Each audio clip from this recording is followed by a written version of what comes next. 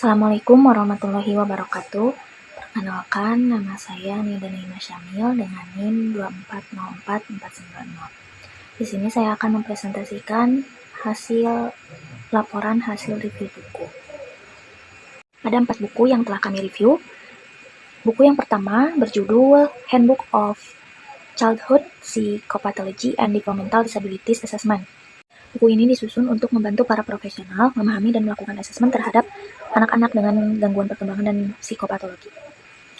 Asesmen yang dibahas dalam buku ini mencakup berbagai kondisi seperti autisme, ADHD, gangguan kecemasan, hingga gangguan perilaku lainnya.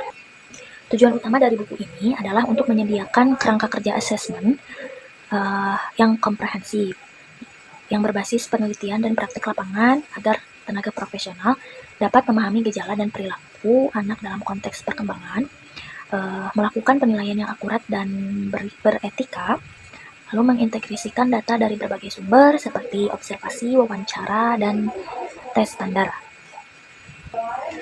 Lalu ada pentingnya pendekatan multidisipliner. Asesmen terhadap anak dengan kebutuhan khusus tidak bisa dilakukan dengan satu orang saja. Oleh karena itu, pendekatan multidisipliner sangat ditekankan. Tim asesmen idealnya terdiri dari psikolog anak, guru pendidikan khusus, terapis okupasi atau wicara, terapis psikiater anak, itu jika diperlukan. Lalu orang tua atau wali. Jadi kolaborasi ini bertujuan untuk memberikan gambaran menyeluruh tentang kondisi anak dan mendukung penyusunan asesmen dan rencana pembelajaran atau intervensi yang sesuai dengan kondisi anak.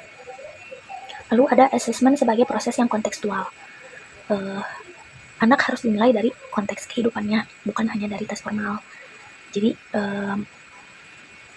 peneliti atau penguji itu, asesor itu harus melakukan tes secara langsung dengan mengamati sikapnya dalam kehidupan sehari-hari, perilakunya dalam kehidupan sehari-hari. Dengan pendekatan ini, proses asesmen tidak hanya fokus pada label atau diagnosis, tetapi lebih kepada memahami kebutuhan anak tersebut.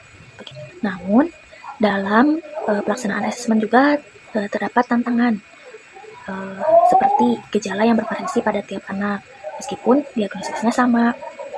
Lalu alat ukur yang belum tentu cocok untuk semua usia dan kondisi anak. Lalu ada keterbatasan komunikasi anak yang menyulitkan eksplorasi emosi dan pemikiran. Karena keterbatasan komunikasi itu yang menjadi tantangan bagi para pendidik gitu. Jika asesmen ini dilakukan secara optimal, hasilnya akan sangat bermanfaat dalam merancang program intervensi yang sesuai baik di sekolah maupun di lingkungan rumahnya. Asesmen juga membantu memetakan potensi anak, bukan hanya kesulitan dan hambatannya. Jadi asesmen itu berperan besar dalam meningkatkan kualitas hidup anak. Lalu buku yang kedua berjudul Panduan Pembelajaran dan Asesmen Pendidikan Anak Usia Dini, Pendidikan Dasar dan Menengah. Penulisnya Yogi Anggrahena dari Pusat Kurikulum dan Pembelajaran. Yang pertama ada makna dan tujuan asesmen untuk ABK. Asesmen itu bukan hanya mengukur hasil belajar, tapi merupakan bagian penting dari proses pembelajaran itu sendiri, khususnya bagi anak-anak berkebutuhan khusus. Tujuan dari asesmen untuk ABK itu adalah untuk menggali informasi tentang kemampuan, hambatan, dan potensi yang dimiliki anak secara individu. Asesmen ini menjadi dasar untuk membuat program pembelajaran individual atau PPI yang disesuaikan dengan kondisi anak. Lalu yang kedua, ada akomodasi dan modifikasi. Apa itu akomodasi? Yaitu penyesuaian cara penyampaian asesmen agar anak tetap bisa menunjukkan kemampuannya. Misalnya, memberikan waktu lebih lama, menyederhanakan perintah, atau menggunakan alat bantu. Lalu apa itu modifikasi? Modifikasi adalah penyesuaian isi atau tuntutan asesmen misalnya soal yang lebih ringan atau mengganti bentuk tugas sesuai kemampuan anak. Keduanya sangat penting dalam proses asesmen agar asesmen tetap adil, bermakna, dan tidak diskriminatif. Yang ketiga ada pendekatan kolaboratif dan kontekstual. Asesmen itu tidak hanya dilakukan oleh seorang guru saja.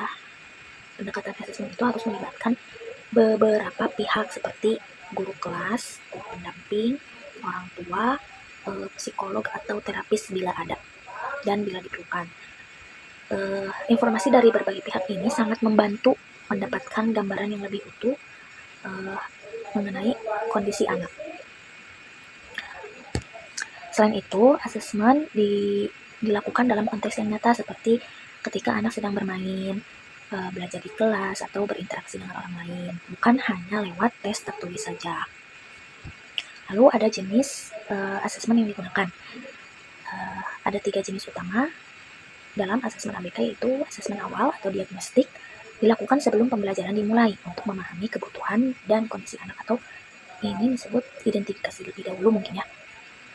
Lalu ada asesmen formatif, dilakukan selama proses pembelajaran berlangsung, bertujuan untuk memberikan umpan balik dan penyesuaian pembelajaran secara berkala. Lalu yang ketiga ada asesmen sumatif, dilakukan di akhir hasil asesmen, melihat kemajuan dan capaian anak berdasarkan indikator yang telah dimodifikasi. Lalu yang kelima ada teknik dalam asesmen untuk anak berkebutuhan khusus. Ada beberapa teknik, yaitu observasi langsung terhadap perilaku anak dalam berbagai aktivitas. Lalu ada portofolio hasil karya dan dokumentasi anak selama belajar. Lalu ada wawancara dengan guru, orang tua, atau anaknya jika memungkinkan. Lalu ada checklist perkembangan atau skala penilaian untuk mengevaluasi capaian keterampilan tertentu. Lalu yang terakhir ada catatan anekdot dan jurnal guru untuk mencatat perkembangan harian anak. Semua teknik ini bersifat kualitatif dan deskriptif, bukan hanya angka. Buku ini sangat bermanfaat bagi kelompok kami dalam menyusun dan melaksanakan asesmen untuk anak yang akan kami observasi. Penjelasan tentang prinsip asesmennya juga fleksibel, berorientasi pada kekuatan anak, serta pentingnya pendekatan kolaboratif menjadi landasan bagi kami. Buku ketiga yaitu Psikologi Perkembangan Anak Usia Dini. Dalam buku ini menjelaskan bahwa masa usia dini, pada periode ini anak mengalami perubahan yang signifikan dalam kemampuan motorik, bahasa, serta pemecahan masalah. Stimulasi yang tepat dari lingkungan, termasuk peran orang tua, sangat berpengaruh dalam mendukung pertumbuhan optimal anak. Ini juga menyoroti pentingnya pendidikan anak usia dini dalam membangun fondasi bagi perkembangan akademik dan sosial mereka di masa depan. Pada buku ini juga menjelaskan bahwa perkembangan anak usia dini itu dipengaruhi oleh faktor lingkungan dan stimulasi yang diberikan. Orang tua dan guru berperan penting dalam memberikan pengalaman belajar yang positif melalui interaksi yang hangat serta metode pembelajaran yang sesuai dengan tahapan perkembangan anak. Prestasi dalam pendidikan sejak usia dini dapat berdampak besar terhadap kecerdasan, kepribadian, dan kemandirian anak saat dewasa.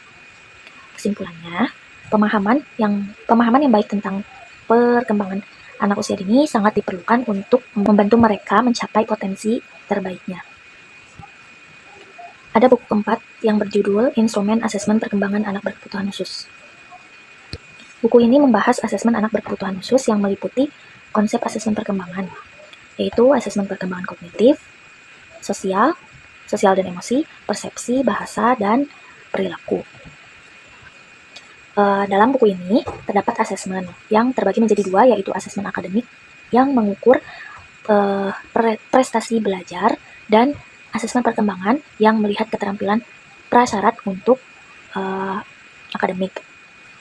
Asesmen ini dimulai dengan identifikasi hambatan perkembangan dan belajar anak, dilanjutkan dengan menggali masalah secara mendalam untuk mencari solusi.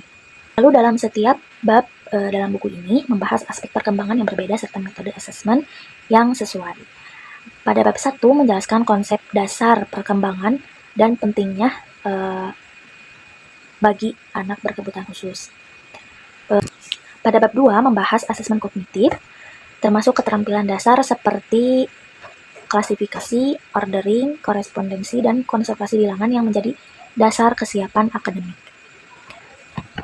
Bab 3 berfokus pada asesmen persepsi, mencakup persepsi visual, auditoris, taktil, dan kinestetik yang penting dalam pemrosesan informasi sensorik anak. Pada bab 4 membahas asesmen emosi, menyoroti pentingnya pengendalian emosi sejak usia dini. Lalu pada bab 5 membahas asesmen perkembangan bahasa yang mencakup bahasa reseptif, pemahaman bahasa, dan bahasa ekspresif atau kemampuan berkomunikasi.